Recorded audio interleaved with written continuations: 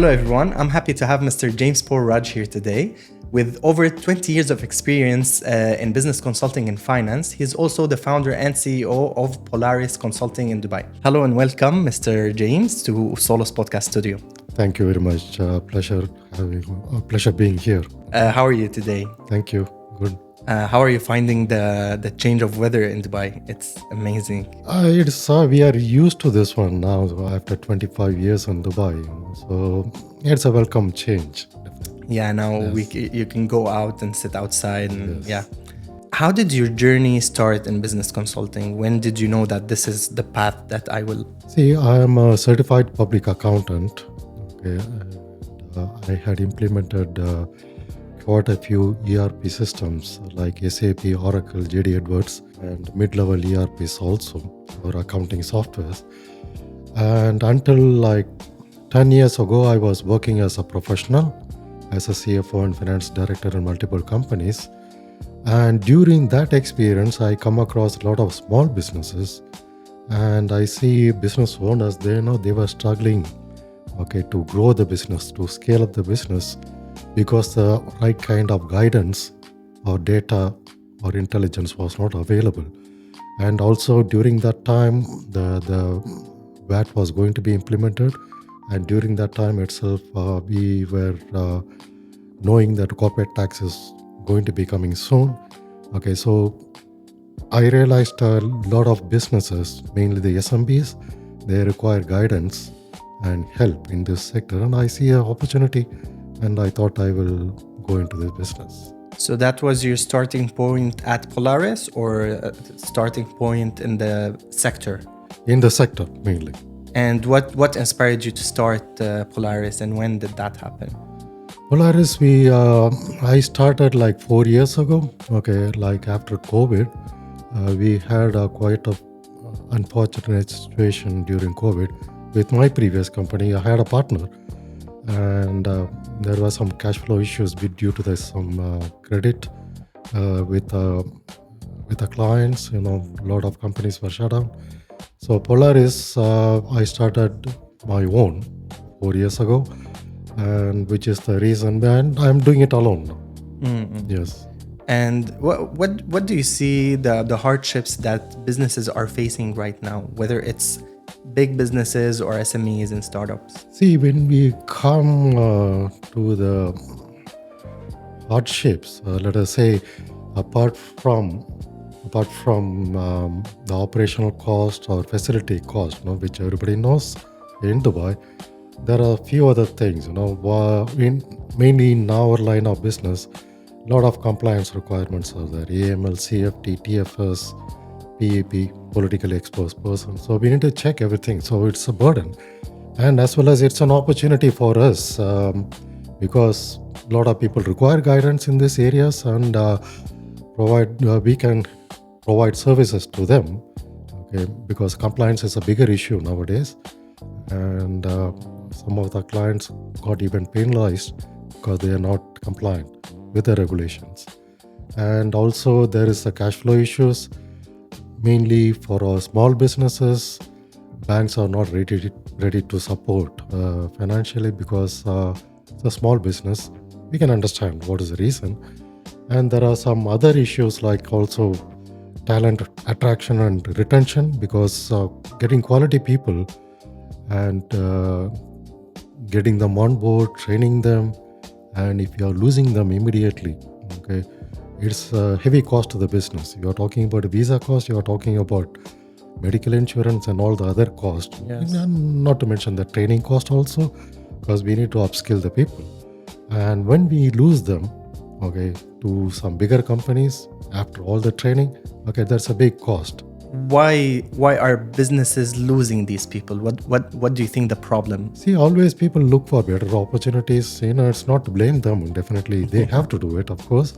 Okay, so we try to encourage people to stay with us by taking them as a partner, and giving them incentives to each new client or successfully serving the client. We incentivize people, so we mainly make them look at the long-term picture, and this is how we manage. But it's a challenge, definitely. Mainly not for us, okay? Mainly for the small businesses. Yeah, of course. I also hear a lot of businesses facing this problem. But what can you do? I mean, Dubai is a fast-paced city, so It's a floating economy, definitely floating population, let us say. Okay, so it's a lot of regulations regarding the labor are being reduced, facilitating people transfer immediately. All you need to give us 1 month notice. yes. Let's say there's a business, a startup or a small business that's coming to you asking for a consultancy or guide, and what's your go-to strategy to helping or assisting this business? See, let me ask you, if you are coming as a business owner, what you are going to expect from us? Service, transparency, economical pricing, etc. Right? So we have a service architecture, okay, where we do the accounting for bookkeeping, we do CFO services, we do advisory, we do company setup, we provide software, accounting software. Okay, so all in one package. Also, we do the trade finance facilitation. Okay, if you see whether it's service or trading, okay, all the companies require whatever I mentioned. So we package it as a one-stop solution for the clients. Whatever they, based on the requirement, we provide the solution to them. So first, we have a methodology in what we do. Like we present the architecture to them, then we engage with them for an introductory call. Okay, we try to understand their issues. Then we give a proposal. Okay, it's very transparent pricing. We don't do based on hours. Okay, we do based on the task which is going to be completed. Then we try to onboard them. When we try to onboard them, we are going to be compliant also with all the documents. Then we focus on the delivery, which is where the proposal comes into the place, because proposal has to clearly define, okay, what are the delivery terms, what are the services which are going to be delivered. And then we focus on the retention, because once we provide value to the client, they are going to stay with you for a long time. Yes. And they can help you in bring in referrals also. So it's a long-term process, not like a one-time thing. Definitely it is a long-term. It should not be short-term with a client, because they are looking for value and you're looking for the client. Mm-hmm. Okay, you should take care of them. Okay, so they take care of you. Actually, I wanted to ask you something, and you just mentioned this. You said that your services are like there's a vast like amount of services. So I see that you have like your services vary from consulting and finance and auditing to IT and a lot of things. How do you integrate all of this under one roof? See, any business right now, anywhere in the world, cannot ignore digital transformation, okay? Because the technology is a facilitator for running the business, whether it is accounts or reports, okay, or even compliance, okay?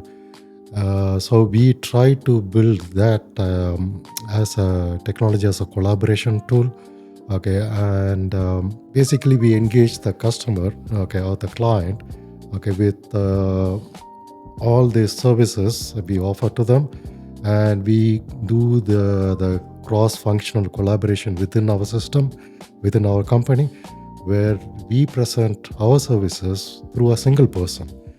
Need not be a IT person, need not be a finance person. Okay, this person will be coordinating internally for the finance and account and present one window solution to the client. So the client will be talking to one person, this person will be talking to the team internally. Okay, so that there is no miscommunication in what the client is requiring and what we provide. Okay, so and this is a way we maybe this would distinguish you from other consultancies, the variety of services that you provide. I think a lot of other people also provide similar kind of services, but we try to gain an edge, okay, by providing value-based service, we try to, this is my personal motto, like we have a document establishing, how to approach the customer, okay, how to present ourselves, okay, and how to respect them in terms of what they require and what we deliver. And and also, if the client is going to ask, I want a clarification, and he speak for 5 minutes, we are not going to charge the client. Yeah. Okay, so this is some value-based service, and we are going to give something to the client, and we are not going after the money always. All right, so our clients value so much. One of my client is like over 8 years with us now. Okay, that's a long period of time, which is what we aim for. What was like, let's go a little bit back in the memory. What was one challenge that shaped your leadership skills or shaped your company? See, when we started as a new firm or company, okay, it's always a challenge to attract new clients, because always the clients look for how many years the company is there in the field, whether I can depend this company. And because there are a lot of other alternatives, like bigger firms who provide similar kind of services. Now we need to provide that confidence to them based on the personal experience, qualification and experience, and we need to demonstrate that ability. Okay, that was a challenge in the beginning, definitely. Still it is a challenge. Still we are growing. We are a small service firm. Okay, that is one crucial. Another one is cash flow. We don't get any support, okay, from the banks or from anybody else. Okay, so we need to grow organically. Let's stay in the memory. What was a project or success story recently that you're proud of? Yes, I told about earlier when we were talking. I told about one client. Okay, we did for many clients during the COVID. Okay, it was chaos, right, all over the world. Okay, so a lot of companies were struggling to even pay the salaries, pay the rent. A lot of companies, they slashed the salaries. Even the landlords reduced the rents, okay, or gave the flexible option of paying. Okay, so we took to the client. We told them, okay, this is an opportunity for you to examine your cost, cut the cost, and be ready. Okay, once this phase is over, be ready for the next phase where you can grow up your business based on this. Okay, and I have to mention one company. I will not mention the name, okay, but it turned out to be very successful. Okay, I told about this 8-year-old client. It is them. It was a big struggle at the time, and we partnered with them. We put them through the struggle. Okay, in spite of we were struggling. Okay, and it turned out to be a success story. And you talked about recent. Anyway, I'm talking about 4 years ago. If you talk about recent, there was a real estate management company. Okay, it was not a single company. They had 3 companies where the services were overlapping between each other. Okay, and they were looking for a solution actually. And we devised a solution which is based on Odoo software. Okay, and also using Zoho Creator. Okay, and we created a logic. And, it was implemented. It was very successful. This happened last year.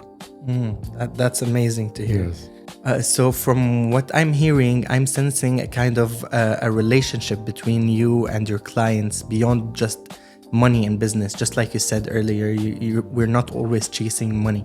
So I feel that what keeps the retention of clients. Yes, definitely. See, we treat our clients as our partners. Okay, in fact, we are their partners in their growth. Actually, we invest our services in their growth, and once they see the commitment, okay, from our side and the transparency, it builds trust. Okay, definitely, they are going to stay us for the long time. If they want some augmented service, some other service, definitely they come back and ask us, because once we are going to recommend any other partner, tech partner, which we are not doing, okay, they can trust us, the client can trust us that we are going to recommend a good solution to them. That is the trust we are building with our client. It's a long term. Okay, we are not trying to make money from our client. Of course, we need to be paid for the services, and it has to be fair both the ways. This is what. But it's clients like anyone likes to feel more than just a client, a person, So that will make them feel special. Yes. I will tell one example. Like if a new person is coming for a company formation, either in the mainland or in a free zone, okay, we tell openly that our pricing is transparent. Okay, this is much you are going to pay to the government or to the free zone. This much is our fees, and whatever the fees we are going to pay, we are going to collect all the bills or receipts and going to give it to you. Okay, and you can see that our pricing is transparent. You know what you are spending. There are no hidden costs. Clients appreciate that very much, actually. And now let's hop on technology. How does technology play a role in your business? See, it's a very critical role. If you see the digital transformation is one which is going to be the future. You're talking about artificial intelligence. You're talking about automation. You're talking about crypto. Crypto is going to come into finance. Okay, or it's already in place. In UAE, tokenization is already happening in the real estate sector, and slowly it will be coming into finance, whether it's a trade finance or even deposits or even cross-border payments. Okay, so it's all technology. So we try to build our systems where we link finance and the technology. We try to build a ecosystem which is complete solution for the client, and we use it for the collaboration, with the clients also. And also technology provides a better insight into the future, because you're no longer talking only about the data. You're talking about deriving intelligence from the data, which is going to be useful for the business insight and facilitate easier decision making for the business owners. So regarding AI, how do you see AI now with the revolution of AI everywhere? Do you see it as a threat or a helping tool? Definitely it's a help. See, the main thing what we need to understand is artificial intelligence is going to provide you options, based on what you require. But you're going to be the ultimate decision maker. Exactly. Once you decide to do yes or no, that's up to you. So I am seeing artificial intelligence as a, let us say, facilitator, optimizer, whatever you call. Okay, you can take the help of AI. Definitely is going to be there in future. Is going to develop more, and I totally believe in it. And how do you see the business consulting and financial services landscape evolving in the UAE in the few next years? If you take like 5 or 10 years, not many people were much interested into cloud computing. It was there already. Now, with all the changes which are happening in the world and mainly in UAE, people are trying to cope up with the systems. They see the advantage of moving into cloud-based system because it becomes efficient, becomes cost-effective, and it's secure also. Okay, like you have a bank account you are accessing through your mobile phone or through your laptop, right? Yes. It is secured. Okay, it is there for like 20-30 years now. Okay, so people are trying to believe in this system also. So it is going to be here, and we are trying to take advantage of that and pass that benefit to our client, where we are trying to build systems which are going to be integrating all this finance and IT, and automation, so that we try to avoid repetitive tasks and focus on high value advisory to our clients. And just like you said, 10 years ago, the cloud computing was not it was there, but it wasn't a thing. Yeah. And I feel in this world, in these times, everything is evolving very fast. Yeah. Same like AI. 2 to 3 years ago, it wasn't a big thing. Now it's everywhere. Social media, it wasn't that big. Now it's everywhere. So how do businesses stay consistent or competitive in this very fast-paced world? This fast food, it's more about adapting the technology and how to leverage the usefulness of the technology, okay, and which is where we come in. Okay, we provide guidance with my personal experience on the. I told about this ERP system implementation. I've done SAP, Oracle, JD Edwards, and all the mid-level ERPs also. So we have quite a bit of experience. I pass this knowledge to my staff also, and we help our clients navigate these challenges, try to help them identify what is the correct technology for them. And because typically when you are choosing an ERP system, normally we go for the top down, right? What is your requirement and whatever, all right? We tell our clients to go from bottom up. Okay, what you are going to get from the system. Okay, ERP, for example, SAP, you're going to get the reports. Okay, a top level manager is not going to check whatever, he's going to check the reports. Yes. So what are the reports first required? Okay, based on that one, you build the system. Okay, so you try to assemble all the pieces together, all the pieces of the operation, okay, the finance, put them together, create a seamless system, and provide intelligence to the management. So it's about seeing these tools or challenges not as a challenge, but as a helping tool. As a helping tool, definitely, yes. And now, what's your vision and what's your long-term vision for Polaris? See, right now we are focusing on UAE. Okay, we are trying to build our company. Okay, through I mentioned many times about the trust. Now, so we need to build our brand value here. Okay, and after that, I mentioned about we are building solutions based on automation and artificial intelligence, where we try to provide one-stop shop to our client. Okay, I like this word. Yes, thank. And we are trying to build this ecosystem. Once we are successful on that one, we are planning to expand regionally other GCC countries. Inshallah, in future, world over also. Yes. How important do you think is networks and connections to businesses and to you personally also? It's definitely very, very important. See, I mentioned earlier about client referrals. Okay, most of our clients came through referrals. We don't do cold calling. Until now, we have not done any serious advertising, okay, which we are planning to do. But definitely, we don't do cold calling. We don't emails, okay. We attract our clients from referrals and networking, okay, which is a very integral part of the service business. Yeah, and also word of mouth is personally, I feel like this is the most important marketing aspect. Yes. To have, yeah.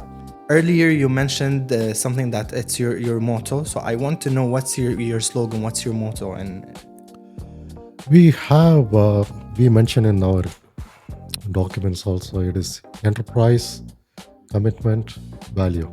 What is enterprise? We are an enterprising partner with a client. Their growth is our growth actually. So we partner with them and we are committed in their growth.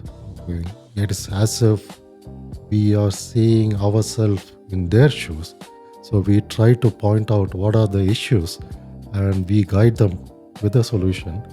Okay, it's up to them to accept the solution or no, and we will continuously monitor their growth and we provide service to them. And the last one is the value. Okay, by doing the above two things, you're providing value and clients appreciate the value. These are our three things. Again, enterprise, commitment, value. It's amazing. It's an amazing slogan. And now, if you could, other than these three words, if you could describe Polaris in 3 words, what would it be? Dependability, transparency, integrity. I will add one more. Ethics. Yeah, I love this. This is amazing. Now, finally, if you could give one piece of advice to startups or SMEs that are trying to scale in the region, what would it be? See, I will tell you from my own experience, which I follow. Okay, being a CEO of Polaris Consulting, we should not build or we should not try to scale. Okay, based on speed, should be on the systems. You need to have your complete ecosystem built. Okay, and you need to offer services to the clients, which you can deliver. Okay, you cannot take 100 clients where you have the capacity to service only 50 clients, correct? I'm just saying as an example.